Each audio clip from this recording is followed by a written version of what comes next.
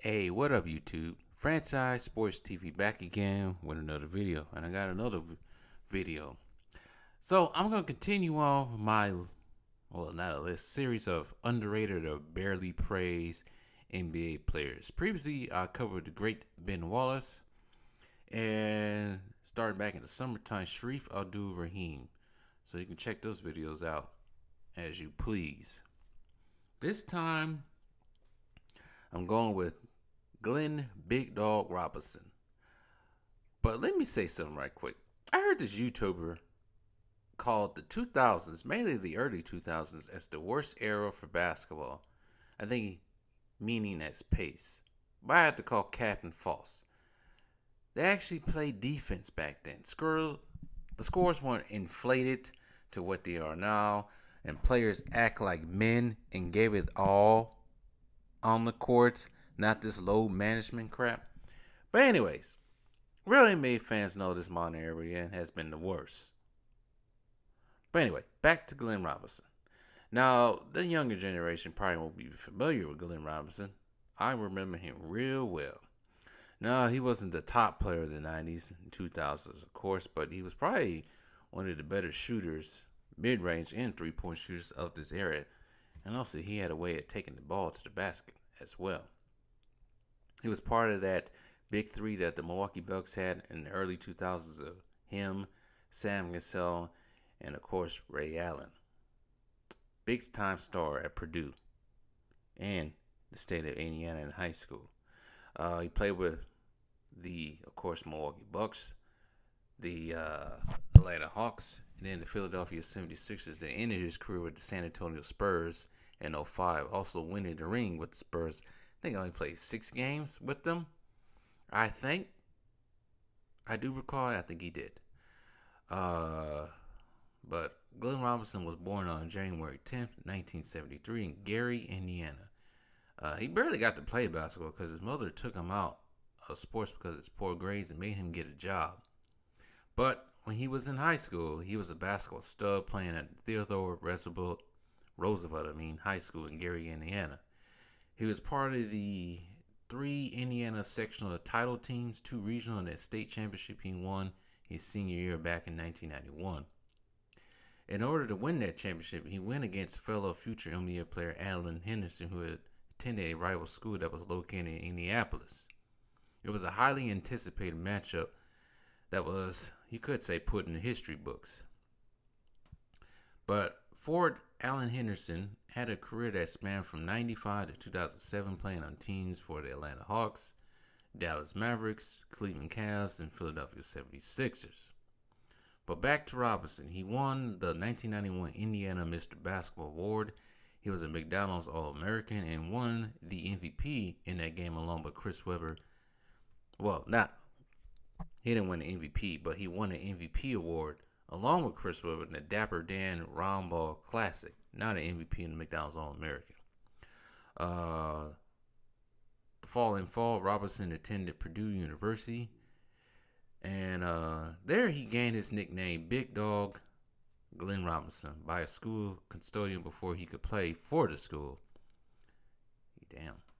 Unfortunately, Robinson had to redshirt as a freshman due to academic standards, so he worked as a welder but came back his sophomore year averaging 24.1 points a game and 9 rebounds. He led the Boilermakers to an 18-10 record and led them to the NCAA tournament as winning his first team All-Big Ten and second team All-American honors. In his junior year, his sophomore year, he expanded his scoring to 30 points a game, 11 rebounds, leading Purdue to Elite 8 bid as a 3rd overall ranking seed, but they would lose to Grant Hill and Duke's University, scoring 13 points due to a bad back he suffered in the win against Kansas the previous game. But that year, he led the nation in scoring, becoming the conference all-time single-season points leader with 1,000 points. He was picked Big Ten Conference Player of the Year. He also received the John R. Wooden Award and Naismith Award as well. For Purdue basketball history, he's the only Boilermaker to score 1,000 points, 500 rebounds, 100 steals, and 100 assists and 50 block shots in his 2 seasons at the school playing. He also has Purdue's weightlifting record with a 309-pound clean and jerk. Hmm. He decided to go his senior year, or redshirt senior year, to enter the 1994 NBA draft. He was selected first overall pick by my Milwaukee Bucks, the first Boilermaker to be selected as the first pick since Joe Barry Carroll in 1980. It's also the same draft that had Kevin McHale in it as well. But he had to go through some things before he actually played with the Bucks. He was involved in a contract holdout during the training camp. I guess his side wanted 13 million. Wait, not 13 million. A 13-year, $100 million contract.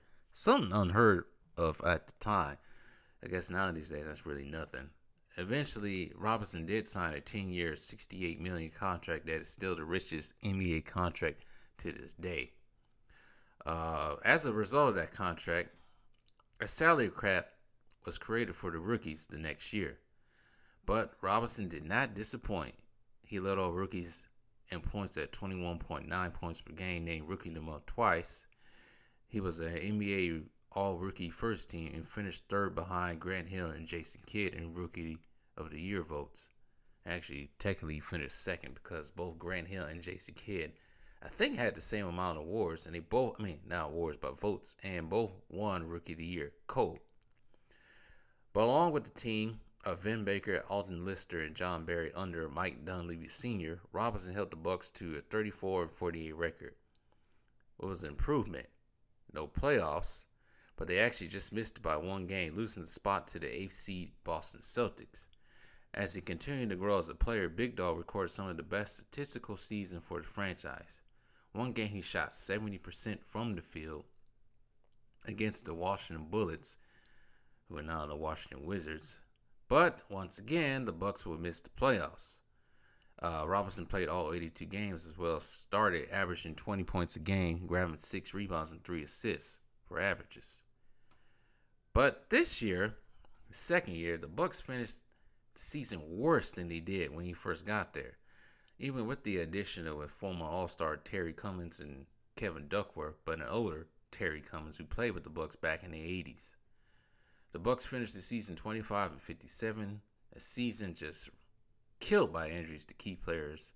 Duckworth only played 8 games with the team, suffering problems throughout the season. But there was a silver lining. There was a silver lining in finishing this poorly. The Bucks were awarded the 4th pick in the 1996 NBA Draft.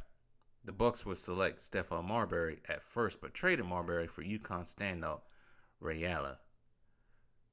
Once Ray Allen and Glenn Robinson became a duo, not duo like fighting, the Bucks somewhat improved, but they would find themselves in the playoffs for the first time in the shortened season of 1998-1999. But they were swept by the Indiana Pacers, who would sweep Allen Iverson in the 76ers, but lose in the Eastern Conference champs to the 8th-seeded New York Knicks in 6. But the Bucks will bounce back in the next year. Glenn Robinson will average 20 points, 6 rebounds, gaining his first All-Star bid as a reserve, along with Ray Allen. The Bucks will finish 42-40. They also did pick up Sam Cassell. I forgot to mention that. But will play the first seed Indiana Pacers, led by Reggie Miller, coached by Larry Bird. Actually, the Bucks put up a better fight than they did the previous year, but they was bounced out in 5 games. I remember that first round. Sitting there crying like a little kid. I was a little kid. I was 10 years old. But Robinson finished second in scoring on the Bucks during the regular season, but finished third behind Sam Cassell and Ray Allen in the playoffs. I think Ray Allen led all the way. But the Bucks will roar back in that legendary season in Milwaukee. Well, to Milwaukee's somewhat of a legendary season now. They will roll back in the 2000-2001 season. This time finishing 52-30, second seed in the East. Robinson and Allen returned back to the All-Star game as reserves. This will be also the last time for Robinson as a All-Star. But it was only the beginning for Ray Allen. Both Glenn Robinson and Allen averaged 22 points per game. The Bucks roared past the Tracy McGrady-led Orlando Magic. Went through a tough 7-game series with the original Charlotte Hornets. Yeah, I said original. Robinson had a couple of big games in that series, including Game 7 when he led the Bucks to victory with 29 points. Against the 76ers, that series was more of a Ray Allen versus Allen Iverson. And that rivalry actually goes back to them when they was both in the Big East at Georgetown and UConn. But Robinson had some games, but the Bucks would win when Robinson led the charge in those games. But as we all know, that season didn't go as planned. The Bucks were losing 7, which I still think to this day was some foolery by the refs in the NBA who did not want to see the small market Milwaukee Bucks go against the big town Hollywood Los Angeles Lakers. Anyways, all is forgiven, I guess.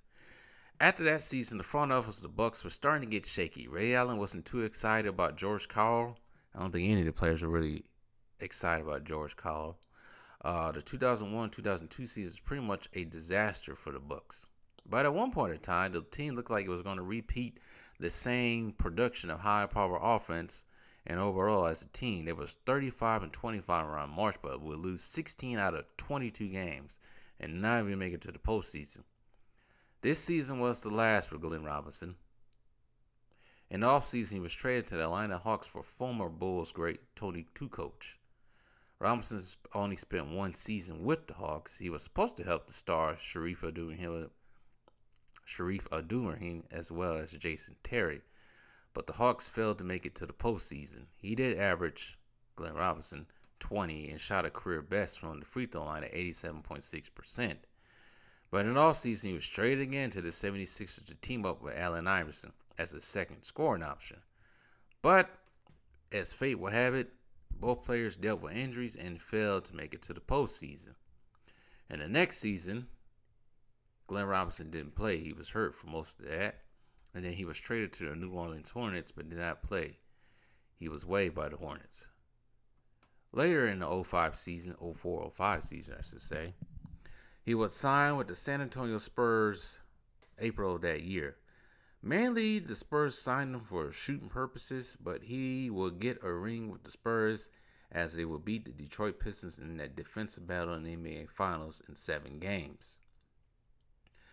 Well, those 7 games will be the last for Robinson as an NBA player, as he retired after that season due to having bad knees. He finished his career as a 20-point scorer, averaging 20.7 points, 6 rebounds, 2 assists. He shot not too bad from the field. I did not know this. Actually, I learned this myself just recently while doing this, researching for this video. I guess Glenn Robinson was supposed to be on that 1996 U.S. Olympic team, but he did not play because of injury. He was replaced by former cup of tea Bucks player Gary Payton. When Glenn Robinson left the Bucks, he was the second leading scorer of all time behind Kareem. But both players have been now passed by Giannis. Now he is third. Glenn Robinson finished his career with over 14,000 points, 4,000 rebounds, and 1,000 assists. Now, he was supposed to be the biggest thing, the biggest star for the struggling Bucks during the 90s, but he never really lived up to that. You could say he became a second fiddle after Ray Allen was drafted. I think the front office wanted Ray Allen to be number 2, but like I said, he easily overshadowed Robinson big time. But nonetheless, the Robinson contributed to the Bucks' high-scoring offense, but sometimes lacked a defense. I remember Glenn Robinson. He used to be able to shoot the 3. He could shoot the 3, shoot that mid-range, and also able to create his own shot and get to the basket with ease with his high sock-wearing ass. But Glenn Robinson's legacy didn't end there after that 05 season. His son, Glenn Robinson III, was drafted in 2014 to the Minnesota Timberwolves from the University of Michigan. After coming off an Elite 8 loss, I thought they won. I thought they got to the Final Four that year, to the National Championship game. But anyway, they lost to Kentucky in the Elite 8. His son, Glenn Robinson, third or junior, whatever you want to call him, Moved around from the Timberwolves, the Warriors, even playing some of the teams that his dad played on, like the 76ers twice, but also played for the Pistons, Pacers, and lastly at Kings probably 2 seasons ago. And also his son won the 2017 Slam Dunk Contest in New Orleans. But just to repeat some of Glenn Robinson Sr., his resume, like I said, he was a shooter. He got to the basket with ease. At times, he can make big shots when he need them. He was a mild rebounder. At times, he lacked on defense. And like I said before, he was one of the few players that wore high knee socks into the new decade that really wasn't fashionable anymore. But Glenn Robinson's resume as it is, he's an NBA champion with the Spurs, a 2-time All-Star, a first overall pick in the 94 draft, a 1994 National College Player of the Year, an NCAA leading scorer, Big Ten Player of the Year, Big Ten Athlete of the Year, McDonald's All-American, and Indiana's Mr. Basketball. I will have to say this, though, and I know many other YouTubers that say this, that I know there's people been campaigning for Draymond Green to be in the Hall of Fame. Now we got people like Dylan Brooks, but at this point, why not Glenn Robinson? Why not Michael Cooper and so many others? That's just the question I want to know. But anyways, Glenn Robinson, y'all.